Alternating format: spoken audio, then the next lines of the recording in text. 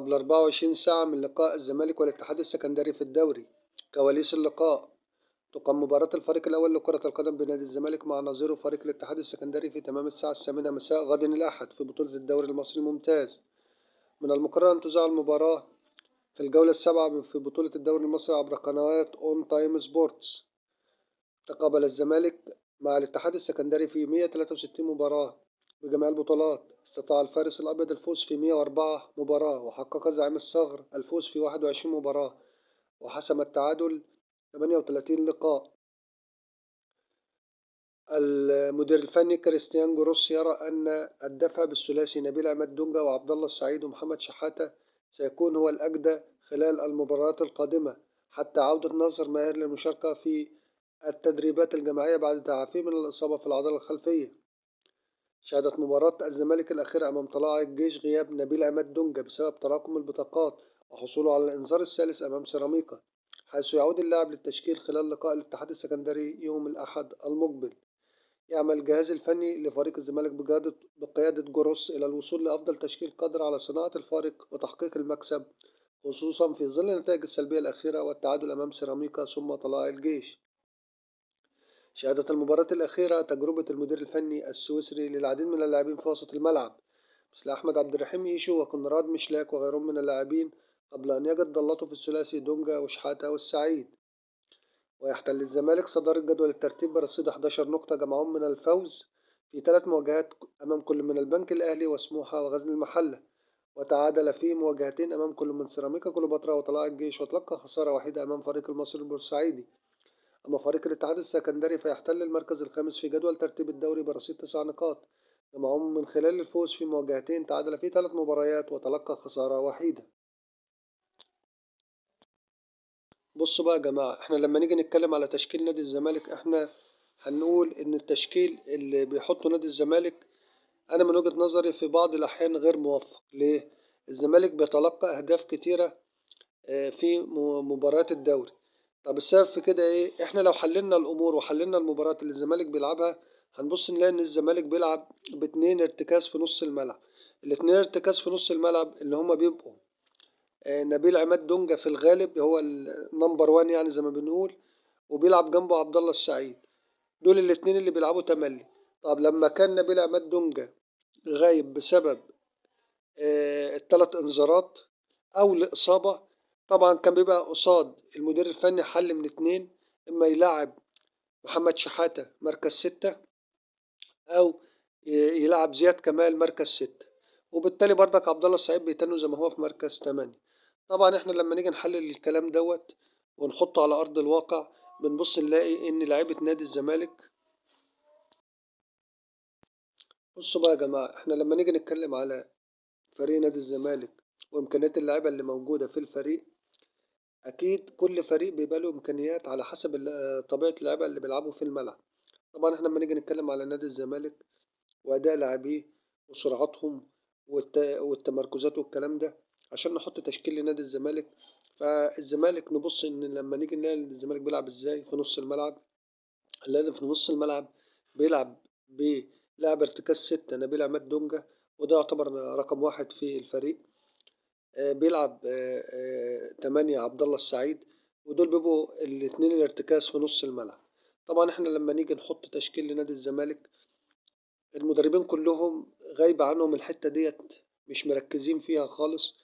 إن لما نبيل عماد دونجا غاب عشان الثلاث إنذارات حطوا، وكان قصاده حلين: يا إما زياد كمال أو محمد شحاتة. طبعا الاختيار لمحمد شحاتة هو الأنسب بصراحة، لأن محمد شحاتة بيمتاز بالسرعة والحركة وبيتصرف في الكرة بسرعة، إنما زياد كمال بيمسك الكرة كتير وعنده حتة البطء من الثبات، في بطء من الثبات، فطبعا دي هتأثر على نص الملعب. طب ايه احسن تشكيل يا جماعة لنادي الزمالك؟ وطبعا مش عارف المدربين كلهم مش مركزين على الحتة ديت. ايه انسب تشكيل لنادي الزمالك؟ احنا هنتكلم الاول على نص الملعب وبعدين هنحط تشكيل لنادي الزمالك يكون مناسب للفريق وامكانيات اللعيبه اللي موجوده في الفريق. اما نيجي نتكلم على نص الملعب، طبعا انت لما بيكون الزمالك بيلعب باتنين بيكون دونجا وعبد الله السعيد. طبعا ساعات الفرقه اللي بتلعب الزمالك بتلعب ضاغط على نادي الزمالك في نص ملعبه، طبعا اللعيبة اللي هم في الدفاع ما بيطلعوش الكورة من نص الملعب في أحسن حالة لها يعني، فبتبص تلاقي إن الكورة ساعات بتتقطع، أو ما بيقدروش يطلعوا الكورة بأريحية، فاضطر يلجأ للونج باص. الكرة الطولية طبعا مش ممكن ما تكونش مناسبة أوي لأداء اللعيبة اللي هم في الخط الأمامي لنادي الزمالك. طب بيحصل إيه؟ بيضطر عبد الله السعيد يرجع لورا، فاحنا بنفقد واحد في نص الملعب اللي هو اللاعب البلاي ميكر اللي ممكن يوصل اللعيبه للمهاجمين لقدام. عبد الله السعيد طبعا بيحاول ينقل الكره يمين وشمال، وبيطلع الكره طبعا لو حصل ضغط زياده بيبتدي يلجأ للونج باص طبعا معروف. في الوقت ده طبعا ده في حاله الهجوم لما الزمالك بيلعب. انما في حاله الدفاع الزمالك لما بيكون بيدافع طبعا المجهود اللي بيعمله عبد الله السعيد واللاعب الديفندر انه بيغطي على الجنبين، الجناحين الشمال واليمين، وبيساند في نص الملعب، طبعا بيفقد كتير من مجهوده في الدور اللي بيأديه دوت. فطبعا المفروض لعيبة نادي الزمالك مش ده التشكيل اللي يكون مناسب خالص لنادي الزمالك ولإمكانيات لاعبيه، خاصة إن الناحية البدنية عند اللعيبة مش في أعلى مستوياتها حاليا يعني. وده احنا هنتكلم بصراحة إن البدني بتاع لعيبة نادي الزمالك مش في أعلى فورمة لجميع اللاعبين. اه في لعيبة كتير البدني بتاعهم كويس، إنما مش كل اللاعبين البدني بتاعهم كويس. فطبعا أحسن تشكيل لنادي الزمالك لما نيجي نحطه احنا هنقول، وعليه يا جماعة احنا هنقول تشكيل نادي الزمالك. إن الزمالك يلعب بمحمد عواد في حراسة المرمى، في الباك اليمين عمر جابر، في الباك الشمال أحمد فتوح، اتنين سرد باكين هما اللي بيلعبوا مؤخرا برضك، الونش، وجنبه حسام عبد المجيد. بعد كده هنخش على نص الملعب، احنا هنا هي دي التركية ان احنا هنلعب بنبيل عماد دونجا 6، محمد شحاتة 8، قدام عبد الله السعيد مركز 10. على الجناح اليمين أحمد مصطفى زيزو، على الجناح الشمال مصطفى شلبي. وده اللي هيفيد أكتر من كونراد مشلاك، لأن كونراد مشلاك بيحب المساحات، ومفيش فرقة في الدوري هتلعب الزمالك هتفتح صفوفها على الآخر يعني. قدام راس حربة ده اللي جاهز دلوقتي واللي شايفين منه أداء هو ناصر منسي. يبقى ده عليه يكون تشكيل نادي الزمالك. التشكيل اللي احنا هنعمله ده هنضمن إن احنا هنعمل توازن ما بين الدفاع والهجوم. تاني حاجة المهم في الموضوع إن الزمالك اتلقى في الماتشات الأخيرة أهداف كتير.